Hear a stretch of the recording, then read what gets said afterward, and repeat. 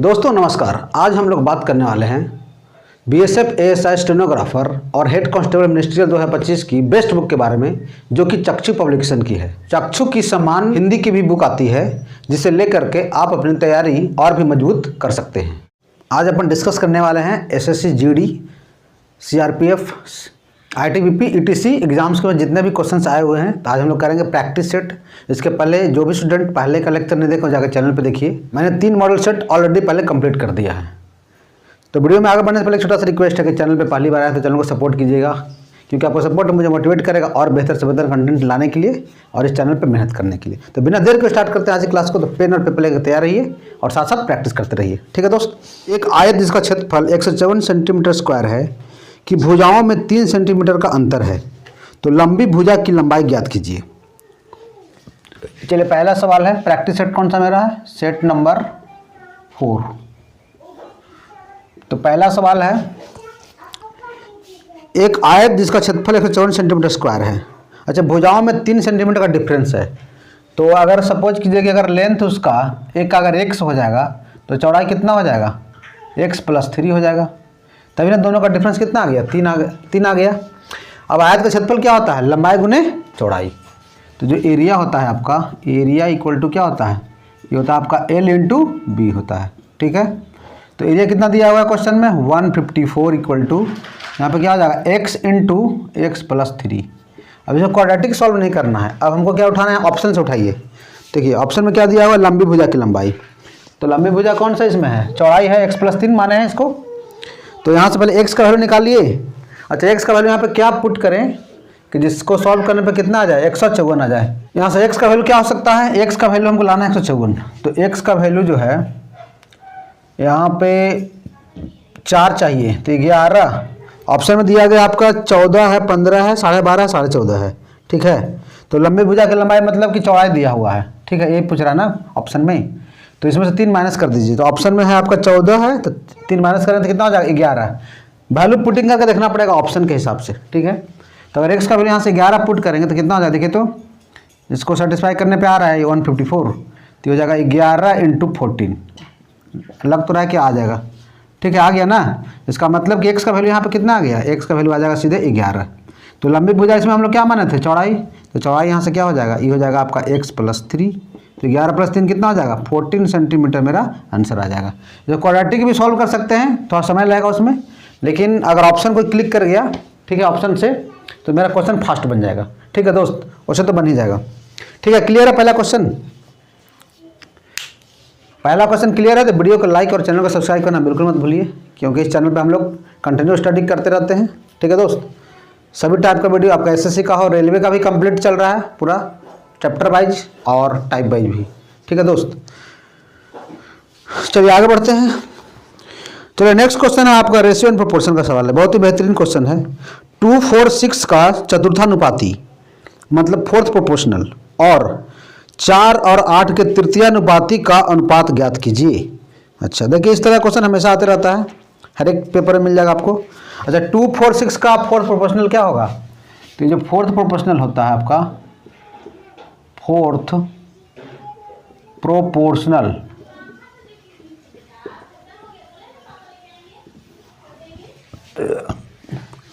To 4 6 ना था, क्या हो जाएगा? 2/4 इक्वल टू क्या हो जाएगा? 6/x हो जाएगा। अब यहाँ से करेंगे x का वैल्यू निकालेंगे, कैसे होगा? देखिए 2 से कितना बार में? 3 बार में। तो यहाँ से आ जाएगा x इक्वल टू कितना आ गया? 12। मतलब 4th प्रोपोर्शनल का वैल्यू कितना आ गया? 12। अब किस इसका पूछ रहा है? 3rd का। तो 3rd प्रोपोर्शनल 4 और 8 का तृतीयानुपाती। तो जो 3rd प्रोपोर्शनल होता है आपका, 3rd प्रोपोर्शनल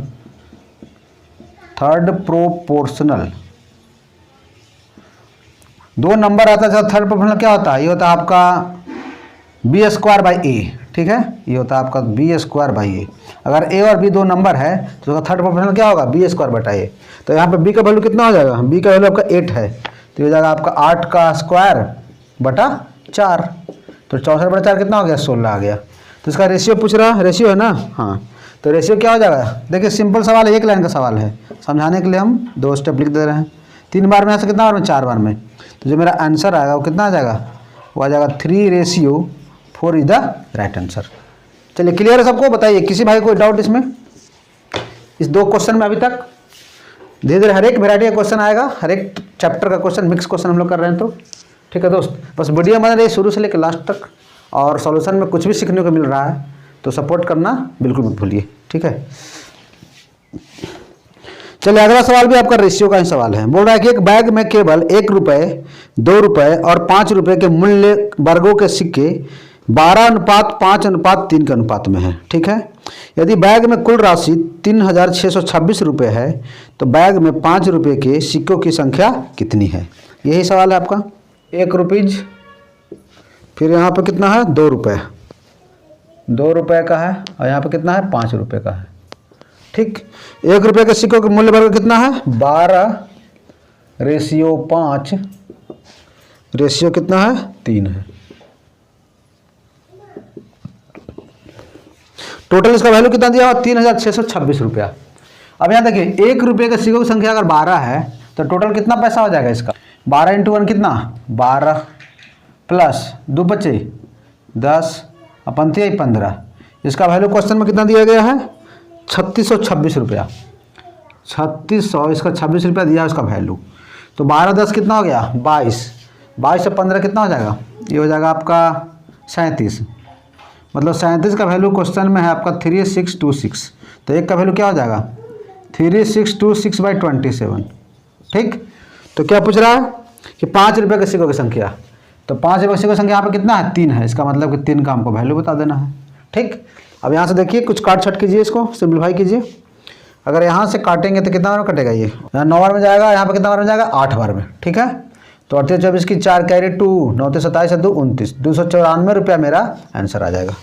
तो ऑप्शन कौन सा हो गया मेरा? ए इज द करेक्ट ऑप्शन। देखिए इस तरह क्वेश्चन भी हमेशा एग्जाम में आता रहता है। ठीक है, क्लियर है सबको?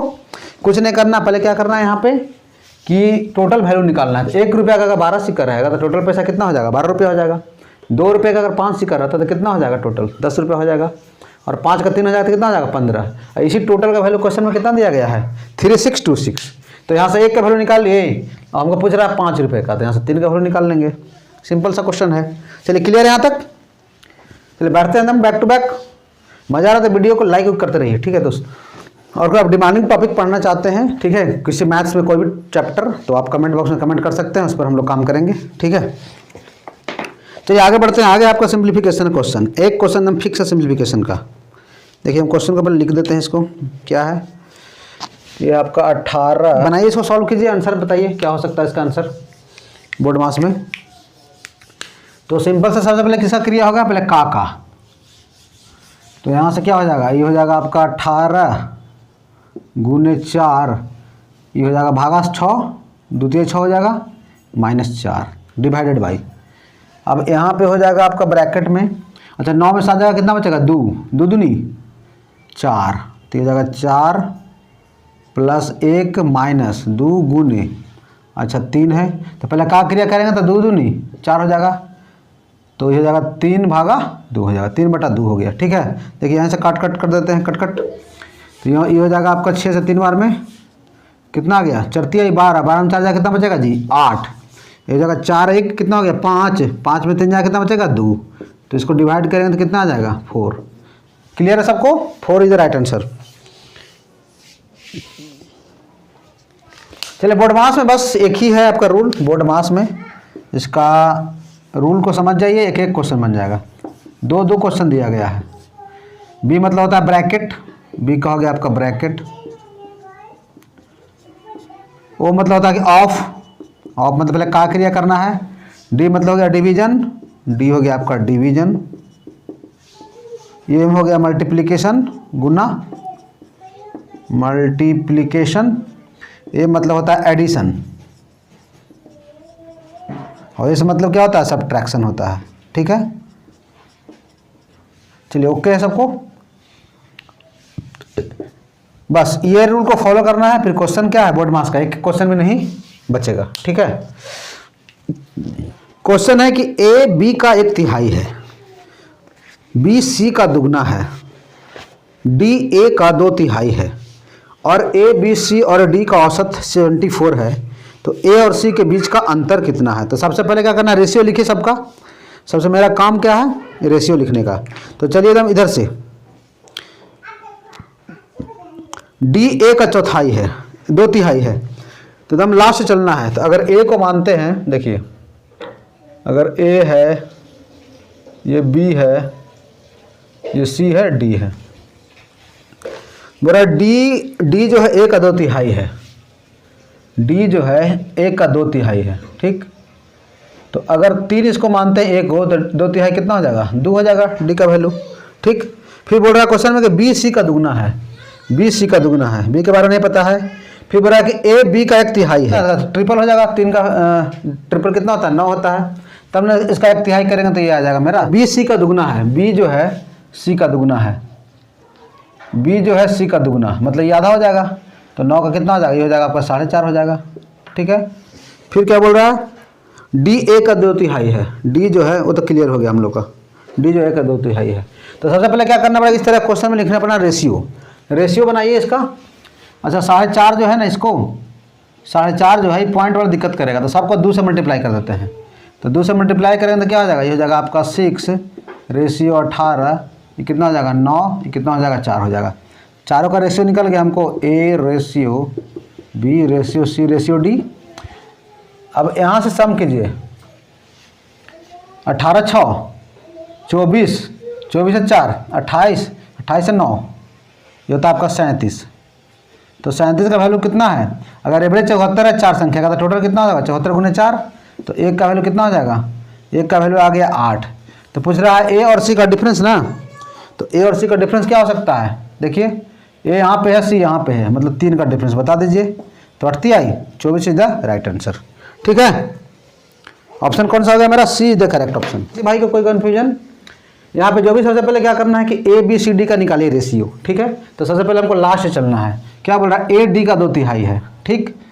तो अगर ए को अगर 3 मानते हैं तो डी का कितना हो जाएगा, 2 हो जाएगा। फिर क्वेश्चन में क्या बोल रहा है कि ए जो है बी का 1/3 है, तो 9 का 1/3 कितना हो जाएगा, 3 हो जाएगा, मतलब इसका ट्रिपल है। और इसका आधा हो जाएगा, कितना होगा 9 का आधा 4.5। अब यहाँ से जो पॉइंट में है तो फ्रैक्शन में प्रॉब्लम करेगा, तो हम लोग उसको हटाने के लिए क्या करेंगे, 2 से पूरा में मल्टीप्लाई कर देंगे, तो ये मेरा क्या हो जाएगा, ये पॉइंट हट जाएगा, ठीक है। अब यहाँ से देखिए, यहाँ पे 6 आ गया, यहाँ पे 18 आ गया, यहाँ पे 9, यहाँ पे 4, बाकी सब निकाल लीजिए फिर, ठीक है।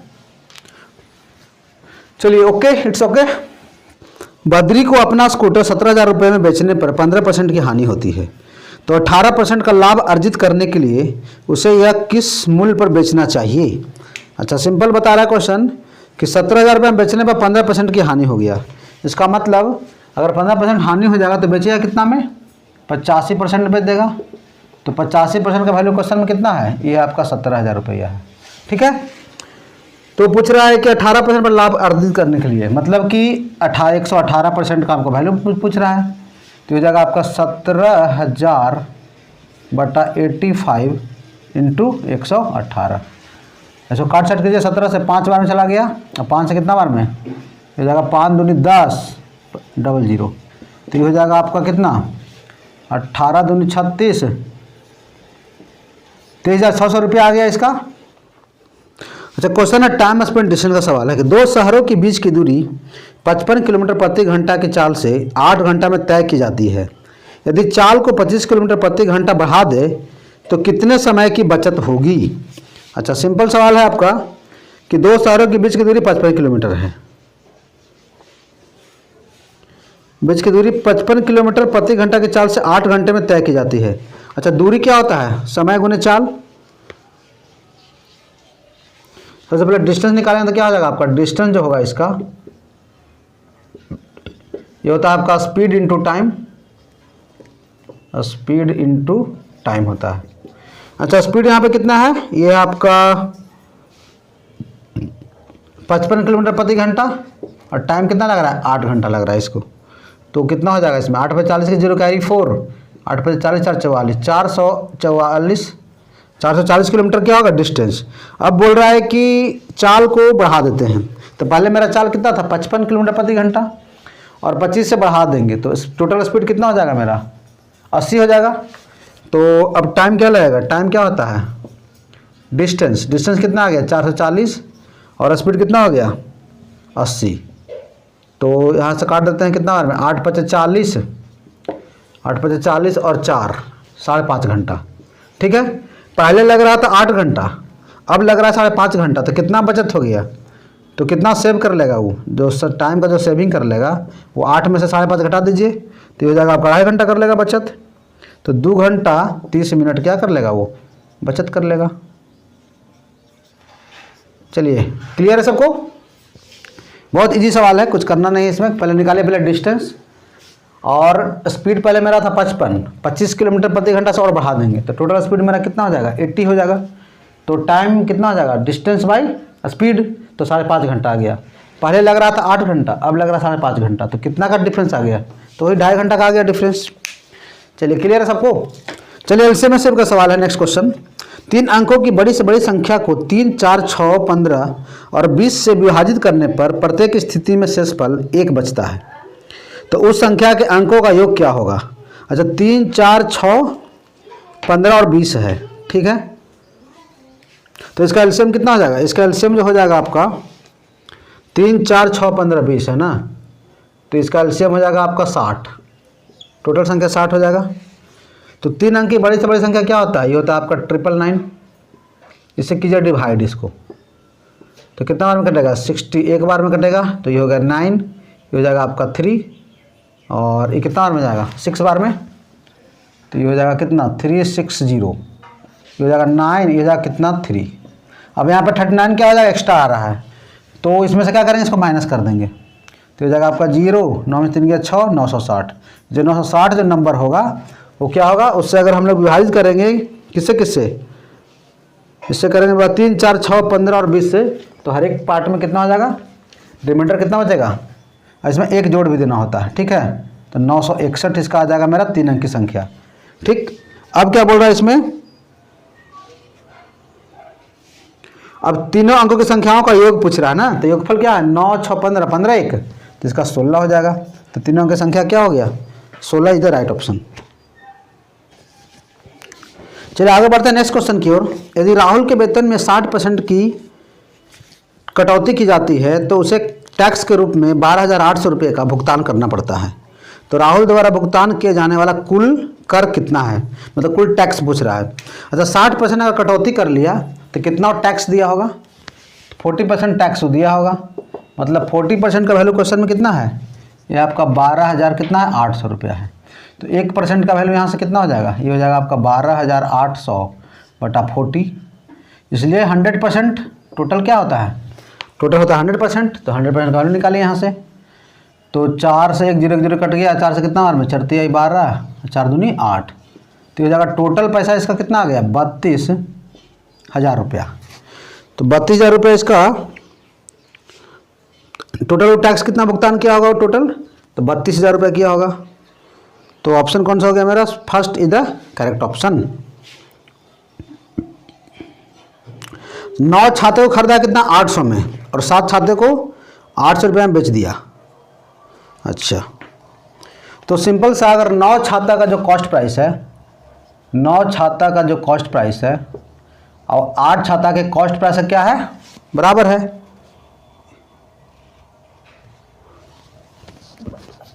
नौ छाते का कॉस्ट प्राइस है,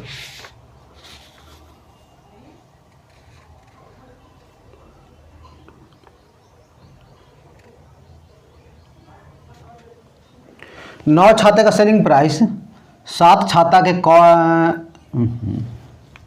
9 छाते का कॉस्ट प्राइस और 7 छाते का सेलिंग प्राइस क्या है, बराबर है, इन दिया हुआ है। तो यहाँ से निकालिए सीपी से एसपी का रेशियो, ठीक। तो यहाँ से निकाल सकता हूँ मैं क्या, सीपी बाई एसपी क्या हो जाएगा, यहाँ से ये हो जाएगा आपका 7:9। क्लियर है सबको, मतलब 7 रुपये के सामान को बेच रहा है कितना में, 9 रुपये में, तो प्रॉफिट की लॉस, प्रॉफिट हो जाएगा। तो प्रॉफिट परसेंट क्या होता है, यहाँ से ये जो प्रॉफिट परसेंट हो जाएगा, 2 का प्रॉफिट हो गया, 2 × 100 बाई सीपी कितना है, 7 है, ठीक। अब यहाँ से निकालिए इसका, तो ये हो जाएगा आपका 200/7, तो 200/7 कितना होता है, ये होता है 28.57, तो ये मेरा क्या हो गया, प्रॉफिट हो जाएगा।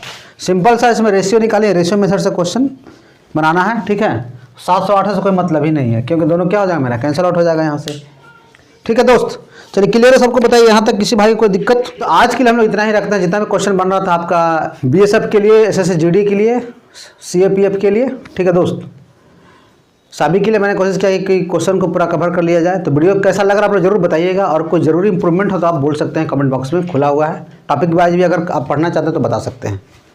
हम लोग हर एक संभव कोशिश करेंगे आपकी हेल्प करने के लिए। मिलते हैं नेक्स्ट वीडियो में और भी टॉपिक के साथ। जब तक के लिए जय हिंद, वंदे मातरम।